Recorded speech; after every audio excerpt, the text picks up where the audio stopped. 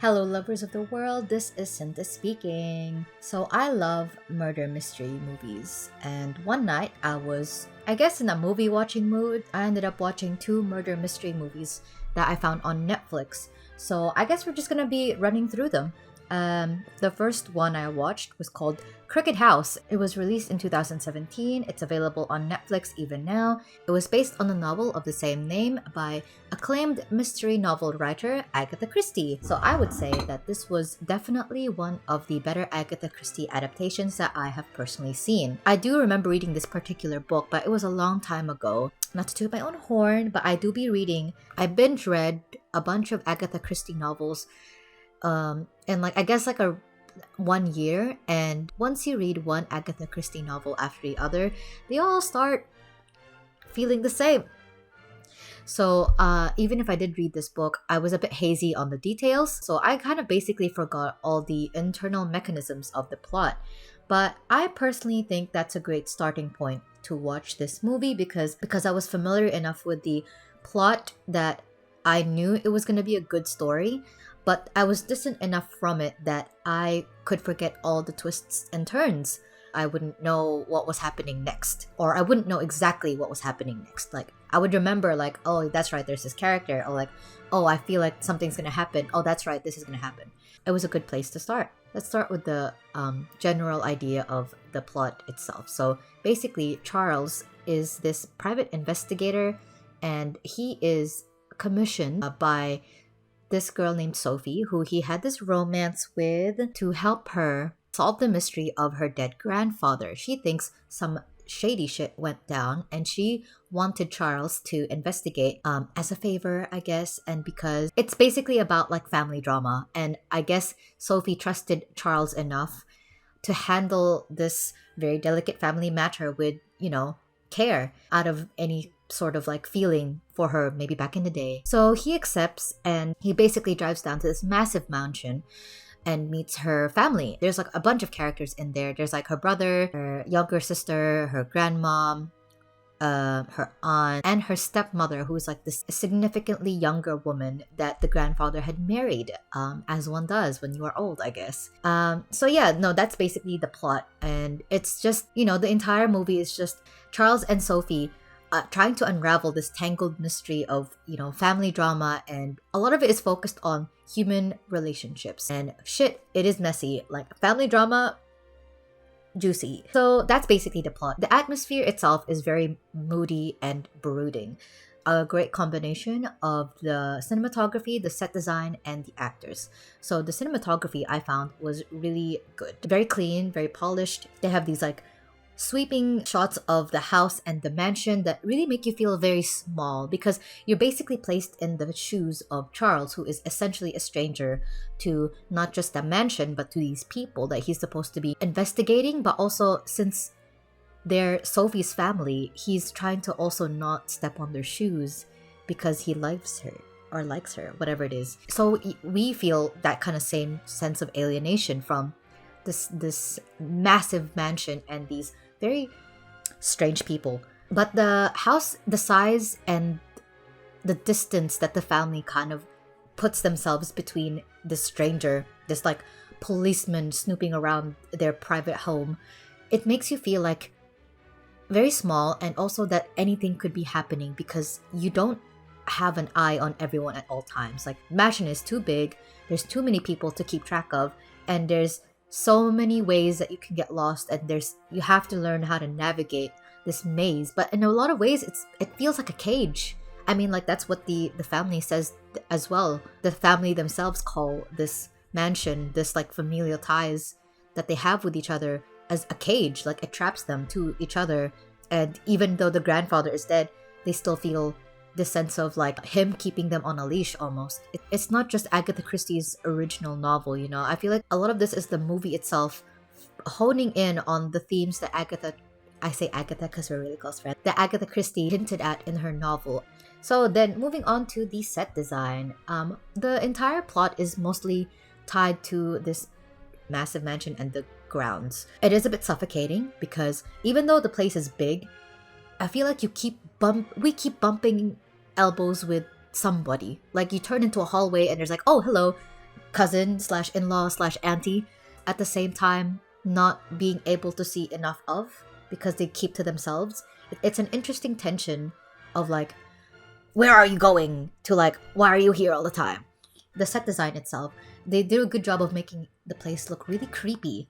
It's so well kept. There's not a single hair out of place, but it also doesn't feel like there are people living in there. You know, there's like the house is full of these expensive furniture and there's so many rooms, but it just doesn't feel like there are people actually there. It feels like a museum. Finally, the actors. I feel like the actors really also bodied the roles because everybody in the family is unhinged. I don't remember the characters in the novel being this ruthless to each other, but I feel like, again, the movie definitely sprinkled in some flavor in the mix. I feel like in the novel, this genetic ruthlessness that Sophie alludes to a lot is just talked about rather than we as readers explicitly see. Whereas in the movie, I feel like we get given more time and more like opportunities to see just how ruthless the family members are to each other. I just say, and finally, Sophie and Charles themselves, the main characters, I would say, I found their back and forth romance a bit annoying, especially since it kept getting in the way of the investigation. But that's the point, right? It's like human relationships are really, really messy. And obviously, they've got their own history going on of like lies, deceit. Obviously, like trying to investigate this very delicate matter isn't going to be, clear cut and easy. So I guess the movie did a good job of like portraying a very like realistic, chaotic relationship that didn't necessarily end on good terms. But I personally found it annoying because I'm like, can we just focus on I was like, I don't care. Just like, I think it's also just because like, just if you like each other, just like each other. Like why do you guys have to make it so complicated? But that's me. That's my onion. But yeah, I mean like all these messy relationships, even so front and center between these two main characters, is such a contrast to how the film and the story itself is, handled in this very controlled and restrained way. Like, sure, it's melodramatic and tragic and emotional, but the way that the story itself is presented and portrayed is like everything is done very efficiently. And I would say I love the ending. It's pretty great. I think it's intense, suspenseful, emotional, and it's just enough to keep you on the edge of your seat, even when you know for sure how it's going to end. What do you think's gonna happen? Like the car's gonna start flying through the cliff? Like, no, they're gonna crash, obviously. But sometimes you keep thinking that like there's a chance they might live. But I thought it was great. It was like a real climax, There's like this tension throughout the whole film. Everything is like hanging on a string, and all of a sudden someone just cuts it and it all comes crashing down. I loved it. It was a good movie. Very, very good. I recommend it. In contrast to Limehouse Golem. So, The Limehouse Golem is a British horror mystery film that was released in 2016. So, they're both British. 2016, this was the year before Crooked House came out. And so yeah, this movie was interesting. I think I felt it would have been better as a book, which it was actually. They're both British and they're both based after books. So I did some sleuthing a bit later after I watched the movie. So it was based on this novel called Dan Leno and the Limehouse Golem. Okay, so I haven't actually read this book, so I don't know. I can't make comparisons about whether or not the movie was a faithful adaptation. But it's interesting because it's called Dan Leno and the Limehouse Golem as opposed to the Limehouse Golem, which I feel like shifts the focus of the story from Dan Leno and the Limehouse Golem to just the Limehouse Golem. Yeah, anyway, so I guess I thought the story itself would have been better as a novel. Maybe the novel handles the story better. However, I did love the very striking cinematography. The movie starts off with a play within a play, which obviously works really well within the format of a film. The movie adaptation was great as the story was gracefully done through a visual medium. So I don't know how they would have done that through the novel, I guess. So the movie opens with this, I guess, speech, monologue about the idea of actors moving through the world and that everyone is just playing a role and the lines blurring between who you are on the inside and who you are on the outside. And of course, wanting your fame and legacy to be. I thought it was quite mind-blowing in the first 5 minutes of the film. However, as much as I praise it for being an objectively good film, I'm not sure I can definitely say that I enjoyed it. I guess I came into this movie pretty blind. I had just, like I said, I watched this back to back. I watched Crooked House first, and then I watched Limehouse Golem. Netflix just suggested I watch Limehouse Golem, so I just pressed play, and I didn't actually read up on what the story was about. Like, I didn't look at the warnings. I didn't look at what the genre was, so I didn't know it was a horror movie as well. I came into this movie really blind. Knowing that it was a mystery was enough for me to get into it, but I was devastatingly unprepared for the amount of blood and very graphic displays of body horror in the movie. And I am very queasy, very sensitive to that imagery. I actually have no idea how I managed to pull through. I think I just got by with, like if something scary goes on, I like close my eyes or like look down. It was definitely not the most comfortable experience. It definitely I definitely had to like step out of my body just so I could get through the story. I'm actually kind of amazed at myself. Good job, me. I got through it. It was a difficult watch, I gotta say.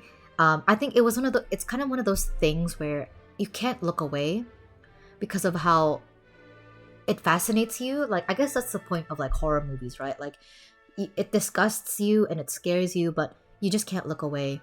It was still quite difficult for me to watch it through. I had to skip a few times, a few scenes. Oh, and not to mention there were random rape scenes thrown in there. Like, this is why you read the warnings first, kids. Otherwise, you just get triggered. For real. I have problems with the writing too. The intro scene was really impeccable. I thought it was amazing.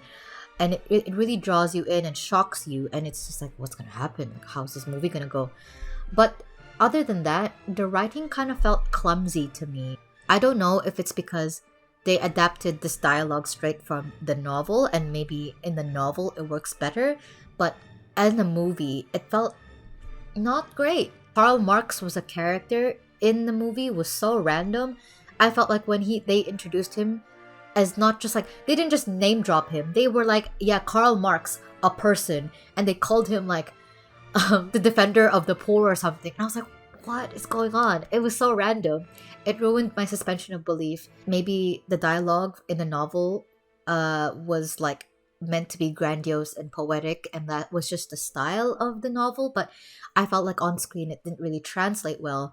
They made the city of London so gritty and realistic that this wave speaking just didn't feel real to me. It just felt like a disconnect. I'm like, am I watching something that's supposed to be realistic, or am I watching like, I don't know. I guess I just didn't like it. I would definitely recommend it to somebody with a stronger stomach than me, like somebody who's like really keen on horror and stuff. Like, maybe to somebody who enjoys watching horror movies, this doesn't seem like a big deal, but to me it was just like, I do not see. So, closing remarks. I guess it was just interesting that I watched these two films right after the other on the same night. Like, I didn't even plan on it. They felt like opposites of each other, where the Crooked House was very clean and polished and like everything tied together with a bow, with enough suspense and melodrama. The direction of the Limehouse Golem was very messy, chaotic, and very dark. Which again, like if you were into that thing, it is very enjoyable and it is very like memorable to say the least. But I would say I liked Crooked House more. But yeah, I hope you guys liked my little review of these films, I guess. Definitely go and watch them and tell me what you think. They're both on Netflix. Yeah, if you guys like my work and want to support me, you can subscribe, like this video, share it with your friends, comment down below what you guys think, if you've seen these movies, what are your thoughts on murder mysteries. My Coffee page and my Patreon links are down below, as well as my social media links. I post videos every Monday, or at least I try to. And I guess I'll see you guys next week. Bye-bye!